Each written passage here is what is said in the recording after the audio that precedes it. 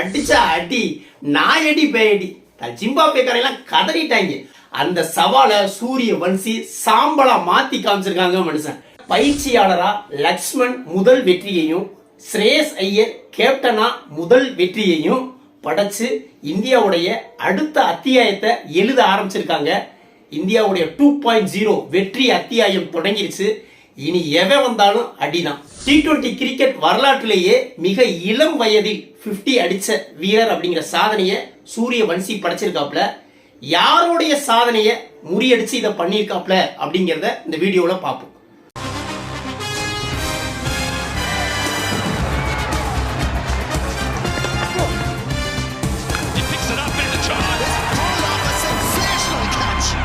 இந்தியாவுக்கும் ஜிம்பாப்வேக்கும் இடையேயான முதல் T20 போட்டி ஹராரேல நேத்து தொடங்குச்சு.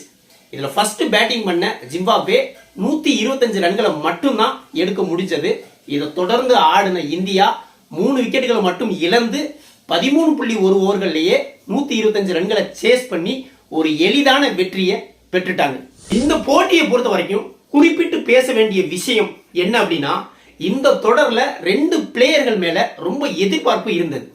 யாருன்னா, ஒருத்தர் மயங்க் யாதவ், இன்னொருத்தர் அசோக் சர்மா. எதிர்பார்த்தது போலவே மயங்க் யாதவ் பிரமாதப்படுத்தினாப்லங்க மனுஷன். முதல் ஓவர்ல ஃபர்ஸ்ட் பந்தே விக்கெட். ஒவ்வொரு பந்தும் அப்படி நெருப்பு கோலம் மாதிரி போடுறாங்க. கிட்டத்தட்ட 150 பிளஸ் 150ல மறட்டிட்டாங்க. ஜிம்பாப்வே பேட்ஸ்மேன்கள்லாம் திணறிட்டாங்க. ஒரு பந்தை கூட தொடவே முடியல.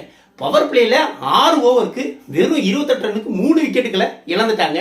செம்மையா பந்து வீசின மயங்க் யாதவ் 4 ஓவர்ல 18 ரன்களை மட்டும் கொடுத்து 2 விக்கெட்டுகளை எடுத்தாப்ல. அதே மாதிரி அசோக் சர்மாவும் நல்லா வீசின மனுஷன், ஆனா விக்கெட் கிடைக்கல. அதே போல பிரின்ஸ் யாதவும் அருமையா வீசி 4 ஓவர் போட்டு 19 ரன்களை மட்டும் விட்டு கொடுத்து 2 விக்கெட்டுகளை எடுத்தாப்ல. அடுத்ததா சூரிய வன்சி 126 அடிச்சா வெற்றி பெறலாம் எளிதான இலக்கோட இந்தியா இறங்குறாங்க. அபிஷேக் சர்மா தட்டு தடுமாறி 8 பந்துல 1 ரன்கள் மட்டும் அடிச்சு அவுட் ஆகி போயிட்டாப்ல. இன்னொரு பக்கம் குட்டி புலி பேட்டை சுழற்றாங்க மனுஷன். அடிச்சா அடி நாயடி பேயடி ஜிம்பாப்வேக்காரெல்லாம் கதறிட்டாங்க. ஓவருக்கு ஒரு 6 4 அடிச்சுக்கிட்டே இருந்தா என்னதான் செய்ய முடியும்? மறட்டிட்டாங்க. 4 6 4 4. அவ்வளவு பெரிய கிரவுண்ட்ல பந்து பறக்குது. 17 பந்துக்கு 50ங்க. T20 கிரிக்கெட் வரலாற்றிலேயே மிக குறைவான வயதுல 50 அடிச்சவர் அப்படிங்கிற சாதனையை சூரிய வன்சி படைச்சிருக்காப்ல. 17 பந்துல 50 அடிச்சிருக்காப்ல 15 வயசுல. இந்த சாதனை ஏற்கனவே யார்கிட்ட இருந்துச்சுன்னு பார்த்தா, ஆப்கானிஸ்தான் வீரர் குர்பாஸ் 17 வயசுல 50 அடிச்சதுதான் இதுவரைக்குமான ஒரு வரலாற்று சாதனையா இருந்தது. அதை முறியடிச்சு சூரியவன்சி 15 வயசுலயே ஒட்டச்சிருக்காப்ல. இந்த சாதனை கடைசி வரைக்கும் நிக்குங்க. எவனாலையுமே ஒட்டைக்கிறது கஷ்டம்னு நான் அடிச்சு சொல்லுவேன். 50 ரன்கள்ல சூரியவன்சி அவுட் ஆக இசான் கிஷன் வந்து ஒரு 35, கேப்டன் ஸ்ரேயஸ் ஐயர் அவுட் ஆகாம ஒரு 28 ரன்கள் அடிச்சு ரொம்ப ஈஸியா 13.1 ஓவர்கள்ல வெற்றியை பெற்றுட்டாங்க. இந்த வெற்றியை பொறுத்த வரைக்கும் இந்தியன் ஹேட்டர்ஸ் ஒரு விஷயத்த சொல்றாங்க. என்ன அப்படின்னா, லோக்கல் டீம் ஜிம்பாப்வே அடிச்சுட்டு இவங்க பெருமை பீத்திக்கிறாங்க அப்படிங்கிற ஒரு விஷயத்த சொல்றாங்க. யாரையுமே லோக்கல் டீம்னு எதை வச்சு நீங்க முடிவு பண்றீங்க? சொந்த நாட்டுல சொந்த மண்ணுல எவனுமே லோக்கல் டீம் கிடையாது. அவனை வீழ்த்துறது ரொம்பவே கஷ்டம். அயர்லாந்து லோக்கல் டீம் அவனுடைய சொந்த மண்ணுல இந்தியாவால வீழ்த்த முடியல. 2-0 தோத்துட்டு வந்தாங்க. ஸ்ரீலங்கா பங்களாதேஷ்லாம் லோக்கல் டீம் தான், ஆனா அவங்களோட சொந்த மண்ணுல அவங்கள வீழ்த்துறது ரொம்பவே கஷ்டம். ஆஸ்திரேலியாவே போய் மண்டி போடுவான். ஸ்ரீலங்கா, பங்களாதேஷ், பாகிஸ்தான் மாதிரியான ஆடுகளங்கள்ல ஒவ்வொரு அணியும் அவனுடைய சொந்த நாட்டுல சொந்த பிச்சில் கில்லி மாதிரி தான் ஆடுவான்.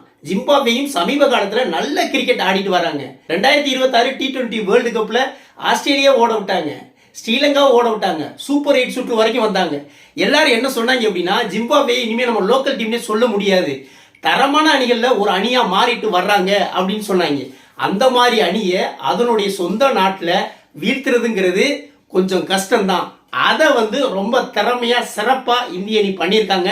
ஆட வர்றதுக்கு முன்னாடி ஜிம்பாப்வேயுடைய கேப்டன் சிக்கந்தர் ராசா என்ன சொல்லியிருந்தாப்புல அப்படின்னா, நீங்க இங்க ஆடுறதுங்கிறது அவ்வளவு லேசான காரியம் கிடையாது, உங்களுக்கு சவால் காத்திருக்கு அப்படின்னு ஒரு சவால் விட்டாப்ல.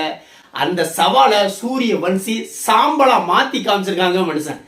விவிஎஸ் லக்ஷ்மன் முதல் பயிற்சியாளரா முதல் வெற்றியையும், கேப்டனா ஸ்ரேயஸ் ஐயர் முதல் வெற்றியையும் படைச்சு இந்திய அணியை அடுத்த கட்டத்துக்கு எடுத்துட்டு போயிருக்காங்க.